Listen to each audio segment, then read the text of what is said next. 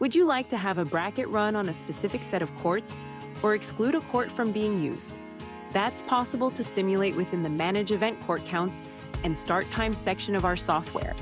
First, let's click on the Tournament menu and choose Manage Location Courts. Enter the number of courts available to you and click Add Courts. The system will generate your available courts. If you want to change the order in which they display, you can do that in this column. You can also change the titles of your courts if needed, or delete and exclude a court for a specific amount of time. In this case, Court 12 is unavailable for most of the day. I have two choices. I can delete it, or I can keep it in as a visual reminder, or to use in emergency situations. I like the visual reminder, so let's go in and exclude the court from our options. Add the date and times the court is not available to you, and click Add. You can always come back in to edit these times. Click on the X at the top when you've finished adding the unavailable times. You can now see I have a 3 in the blue box on Court 12, signifying there are 3 times that this court is unavailable. If you are doing wheelchair events, you can signify which courts are wheelchair accessible. Once completed, click Save at the top. Back in the simulator schedule, you can see that Court 12 is now excluded from the proposed schedule. Please review the training video on our YouTube channel on how to set up your simulator schedule if you aren't familiar with the simulator. Let's talk now about how to show a specific bracket on a specific set of courts. Go to the Tournament menu and click on Manage Location Court Counts and Start Times. We're going to take a closer look at Saturday. I've already established my ideal start times and courts needed through the simulator. We are using designated courts in a round-robin tournament for this example, but you can also exclude courts when using the next available court setting. In either case, we want to make sure we go back to the simulator to see how it impacts our projections.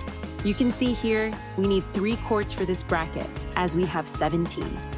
Let's set the courts we want this event to play on by clicking here. You can see that every court is selected as an option for this bracket. I'd like this specific bracket to play on court 14, 16, and 17. To do that, we will click Set All to No, and then scroll down to select courts 14, 16, and 17. This means that this bracket is limited to those courts. If you are using next available courts, you will likely not want to exclude so many courts.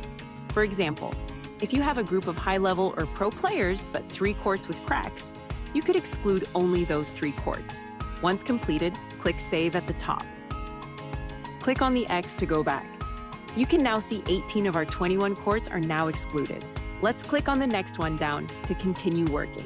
For this specific bracket, I'd like them to play on courts 7 through 10. Let's set all to No and scroll down to check 7, 8, 9, and 10. Save and click the X to go back. You can see again that 17 of our 21 courts are now excluded. I've gone ahead and set up the rest of the excluded courts for all of Saturday. Let's head back to the simulator.